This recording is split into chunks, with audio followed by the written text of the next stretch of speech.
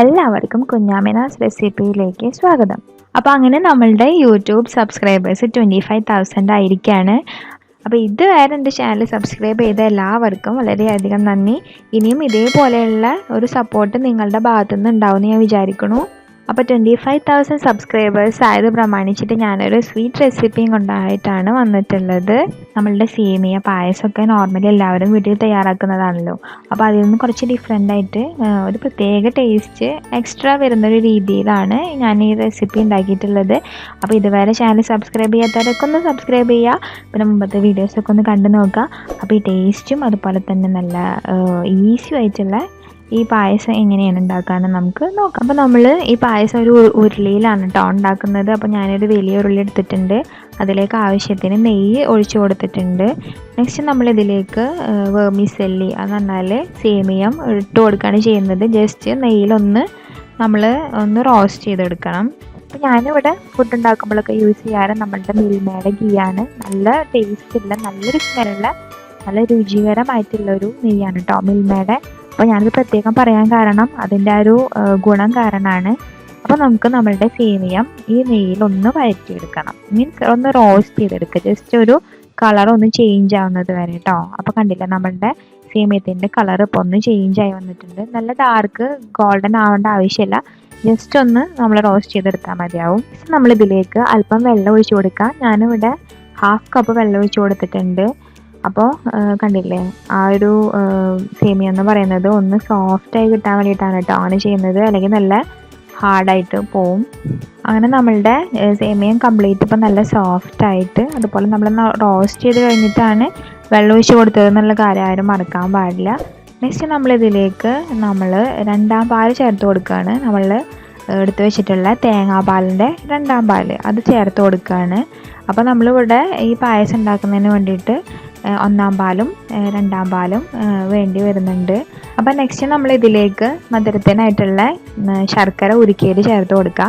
ഇവിടെ ഞാനൊരു 5-6 കട്ട ശർക്കര എടുത്തിട്ട് ഉരുക്കി വെച്ചിട്ടുണ്ടായിരുന്നു കേട്ടോ. അല്പം വെള്ളം ഒഴിച്ചിട്ട് അതാണ് ഇതിലേക്ക് ചേർത്ത് കൊടുത്തിട്ടുള്ളത്. അപ്പം നല്ല ഡാർക്ക് കളർ ശർക്കരയാണെങ്കിൽ നല്ല രസമുള്ള കളറായിരിക്കും.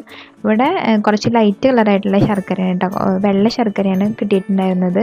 അതുകൊണ്ടാണ് കളറ് കുറവായിട്ട് തോന്നുന്നത്. നെക്സ്റ്റ് നമ്മൾ അല്പം ഉപ്പും ചേർത്ത് കൊടുക്കുക.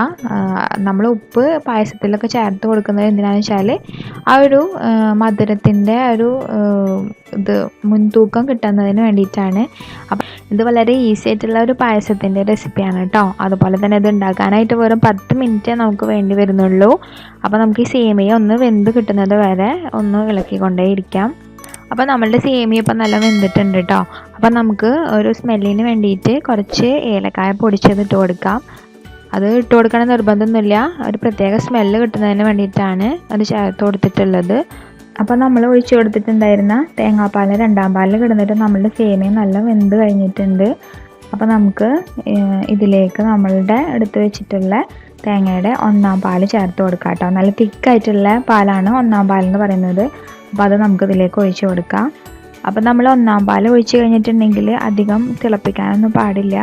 അപ്പോൾ എല്ലാവരും തമ്മിലൊന്ന് കമ്പൈൻ ചെയ്ത് കൊടുത്തിട്ട് അത് തിളക്കുന്നതിൻ്റെ തൊട്ട് മുമ്പായിട്ട് നമ്മൾ തീ ഓഫാക്കി കൊടുക്കണം, അല്ലെങ്കിൽ അത് പിരിഞ്ഞു പോകാനുള്ള ചാൻസ് ഉണ്ട് കേട്ടോ. അങ്ങനെ നമ്മളുടെ പായസം ഓൾമോസ്റ്റ് തയ്യാറായിട്ടുണ്ട്. അപ്പോൾ നമുക്ക് ലാസ്റ്റ് ഇതിലേക്ക് കുറച്ച് ഗീയും കൂടി ചേർത്ത് കൊടുക്കുക. അപ്പോൾ ഇവിടെ ചേർത്ത് കൊടുക്കണമെന്നില്ല, കാരണം നമ്മൾ ലാസ്റ്റ് കുറച്ച് കാഷ്യൂനട്ടും മുന്തിരിയൊക്കെ റോസ്റ്റ് ചെയ്തിട്ട് അത് ഓർക്കനെ ചേർത്ത് കൊടുത്താലും മതിയാവും. അപ്പോൾ നമ്മളുടെ പായസം ഇവിടെ ഇപ്പോൾ തിളക്കാനായിട്ട് തുടങ്ങുന്നുണ്ട്. അപ്പോൾ നമുക്ക് ഓഫാക്കി കൊടുക്കാം കേട്ടോ.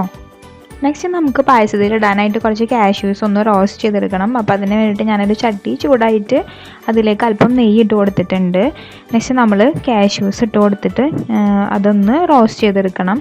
അപ്പോൾ ഞാൻ നടു പൊട്ടിച്ചിട്ട് അതുപോലെ തന്നെ 2 സൈഡ് അടർത്തി കഴിഞ്ഞിട്ടാണ് ഇട്ട് കൊടുത്തിട്ടുള്ളത്. അപ്പോൾ ക്വാണ്ടിറ്റി കുറച്ച് കൂടുതൽ കിട്ടുമല്ലോ, അതിന് വേണ്ടിയിട്ടാണ്. അങ്ങനെ നമ്മളുടെ കാഷ്യൂസ് ഇപ്പോൾ റോസ്റ്റായി കിട്ടിയിട്ടുണ്ട്.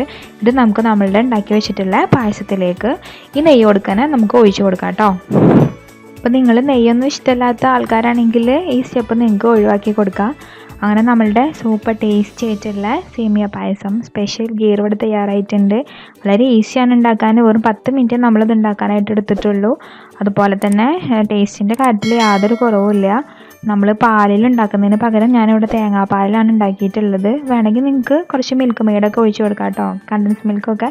അപ്പോൾ ഇതെല്ലാവരും വീട്ടിൽ ട്രൈ ചെയ്ത് നോക്കുക. നിങ്ങൾക്ക് ഇഷ്ടമായാലും ലൈക്ക് ചെയ്യുക, അതുപോലെ തന്നെ നിങ്ങൾ ഫ്രണ്ട്സിൻ്റെ ഇടയിലൊക്കെ ഷെയർ ചെയ്ത് കൊടുക്കുക. ദെൻ നിങ്ങളുടെ വാല്യുബിൾ ആയിട്ടുള്ള അഭിപ്രായങ്ങളൊക്കെ കമൻറ്റ് സെക്ഷനിൽ എഴുതി അറിയിക്കുക. ദെൻ ഇതുവരെ ചാനൽ സബ്സ്ക്രൈബ് ചെയ്യാത്തവരൊക്കെ ചാനൽ സബ്സ്ക്രൈബ് ചെയ്യുക, ബെല്ലൈക്കൺ പ്രസ് ചെയ്യാനും മറക്കരുത്. താങ്ക്